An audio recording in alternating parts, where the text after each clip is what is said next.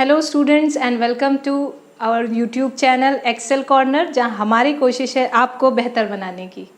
Acid bases and salt का next part है ये, और इसमें मैं आपको chemical properties of acid explain करूंगी। स्टूडेंट्स, इतने दिनों से हमारी वीडियो नहीं आ पा रही थी, कुछ रीजंस थे, मेरा घर शिफ्ट हो रहा था, दैट इज़ वाई वीडियोज़ नहीं आ पा रही थी। बट अब आपको रेगुलर वीडियोज़ मिलती रहेंगी। सो चैनल को सब्सक्राइब करिए, वीडियोज़ को लाइक करते रहिएगा। सो स्टूडेंट्स, अब इसमें हम पढ़ेंगे केमिकल प्रॉपर्टीज़। केमिकल प्रॉपर्टीज़ सबसे पहले हम एसिड की पढ़ेंगे, ठीक है। तो यहाँ पे होगा केमिकल प्रॉपर्टीज़ ऑफ एसिड। तो अगर हम एसिड को किसी मेटल के साथ रिएक्ट कराते हैं तो क्या होगा, एसिड को अगर कोई भी मेटल के साथ, कोई भी एसिड हो यहाँ, वो कोई भी मेटल के साथ रिएक्ट करेगा तो वो बनाएगा सॉल्ट एंड, ठीक है। तो एसिड कोई भी हो सकता है, मेटल भी कोई भी हो सकता है, उसको जब हम रिएक्ट कराएंगे तो क्या बनेगा, salt and hydrogen gas. Hydrogen gas release होगी। तो ये गैशियस फॉर्म में होगा, इसलिए ये एरो लगाते हैं। एरो का मतलब गैशियस फॉर्म है, ठीक है। तो ये रिलीज होगी। इसका हम एक एग्जाम्पल ले लेते हैं। जैसे हमने HCl ले लिया और जिंक ले लिया। देखिए HCl एसिड है और जिंक क्या है, एक मेटल है। तो HCl अगर जिंक के साथ रिएक्ट करेगा तो क्या बनाएगा, जिंक क्लोराइड और हाइड्रोजन गैस। यहाँ पे हाइड्रोजन गैस रिलीज हो जाएगी, ठीक है। तो ये हो गई इक्वेशन बैलेंस्ड। तो हाइड्रोजन गैस रिलीज हो जाएगी।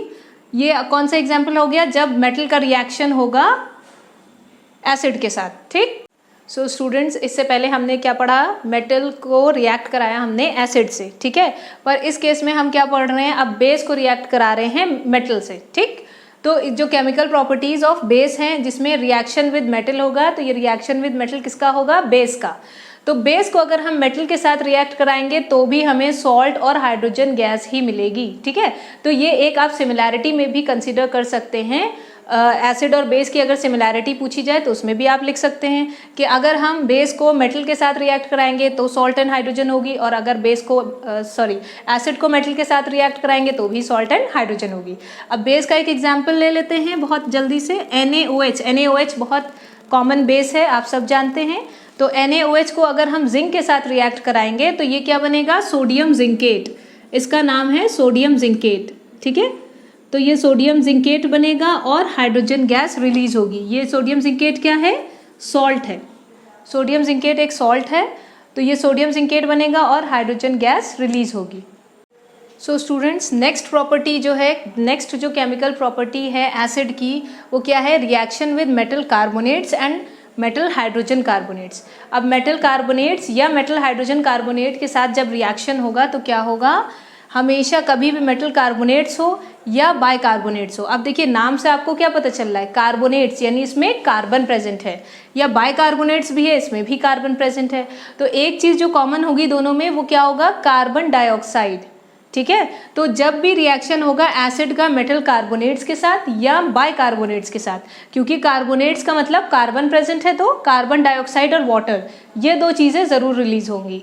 तो अगर आप इस तरह की इक्वेशंस इस तरह से लर्न करेंगे तो आपके लिए इजी होगा, क्योंकि आप उसको रिकॉल कर पाएंगे एग्जाम्स में, ठीक है। तो एसिड का अगर रिएक्शन हम मेटल कार्बोनेट्स या बाइकार्बोनेट्स के साथ कराएंगे तो सॉल्ट, कार्बन डाइऑक्साइड और वाटर निकलेगा। ये इंपॉर्टेंट है, ये आप एक बार अगर ध्यान में रख लेंगे तो हमेशा याद रहेगा, ठीक है।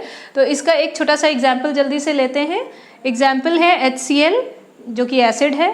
एसिड के साथ हम रिएक्ट कर रहे हैं सोडियम कार्बोनेट। सोडियम कार्बोनेट क्या है, जैसे मेटल कार्बोनेट है ना, सोडियम मेटल हुआ और ये इसके साथ कार्बोनेट जुड़ा हुआ है, तो सोडियम कार्बोनेट हुआ। तो ये क्या देगा, ये NaCl सॉल्ट दे दिया, ठीक है। तो एक सॉल्ट हो गया, और कार्बन डाइऑक्साइड और वाटर ज़रूर मिलेगा। देखिए इसमें सोडियम कार्बोनेट में क्या था, CO3 था, तो CO2 इधर रिलीज हो जाएगा, और एक इसका जो ऑक्सीजन बचा वो हाइड्रोजन के साथ मिलके वाटर बना लेगा। तो इस रिएक्शन में कार्बन डाइऑक्साइड रिलीज हुई और वाटर रिलीज हुआ। तो अभी हमने एग्जाम्पल किसका लिया था, मेटल कार्बोनेट का, ठीक है। ये तो सोडियम कार्बोनेट था। अब ये क्या है, सोडियम हाइड्रोजन कार्बोनेट, है ना। दोनों केस हमें लेना है, सोडियम या मेटल कार्बोनेट हो या बाइकार्बोनेट हो, या हाइड्रोजन कार्बोनेट भी इसको हम बोलते हैं। चाहे आप हाइड्रोजन कार्बोनेट लिखिए या बाइकार्बोनेट लिखिए, बात एक ही है। तो इसमें सोडियम हाइड्रोजन कार्बोनेट हमने ले लिया, ठीक है। तो एसिड कौन सी ली, HCl ले ली, सोडियम हाइड्रोजन कार्बोनेट ले लिया। इन दोनों का रिएक्शन होगा तो क्या आएगा, NaCl आ जाएगा, सॉल्ट है और कार्बन डाइऑक्साइड और वाटर, जैसे ये रिएक्शन पहले वाला था सेम वैसे ही दूसरा वाला भी रिएक्शन होगा। सॉल्ट बनेगा, कार्बन डाइऑक्साइड रिलीज होगी और वाटर बनेगा। तो अभी हमने देखा कार्बन डाइऑक्साइड गैस रिलीज हो रही थी, लेकिन हमको कैसे पता चलेगा कि ये गैस कार्बन डाइऑक्साइड गैस है ना? तो ऐसे तो कोई भी गैस रिलीज हो सकती है, तो हम कैसे डिटेक्ट करें जो गैस रिलीज हो रही है वो कार्बन डाइऑक्साइड गैस है? तो उसके लिए क्या करेंगे, हमारे पास एक टेस्टिंग मेथड है को वो जो गैस रिलीज हो रही है उसको हम टेस्ट कर सकते हैं कि वो कार्बन डाइऑक्साइड गैस है कि नहीं है। कैसे टेस्ट करेंगे? वेरी इजी, हम क्या करेंगे, उसको लाइम वाटर से पास करेंगे। लाइम वाटर का फॉर्मूला मैं पहले बता चुकी हूँ, आप हमारी पिछली वीडियोस में देखिएगा, फॉर्मूलेज अच्छे से लर्न करने हैं। ओके, तो लाइम वाटर से हम जैसे ही पास करेंगे कार्बन डाइऑक्साइड गैस को, वो फौरन मिल्की हो जाएगा। तो लाइम वाटर कैसा हो जाएगा? मिल्की हो जाएगा।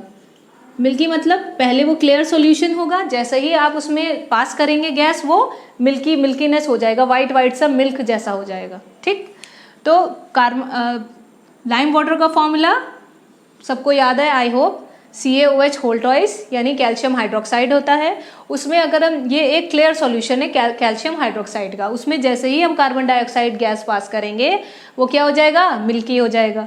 जो मिल्की होगा वो क्या बनेगा, इसमें कैल्शियम कार्बोनेट बन जाएगा। मिल्की क्यों होगा? क्योंकि जब ये कार्बन डाइऑक्साइड कैल्शियम के साथ मिलेगी तो कैल्शियम कार्बोनेट बना लेगी और वाटर रिलीज हो जाएगा, तो इसलिए वो मिल्कीनेस आ जाती है।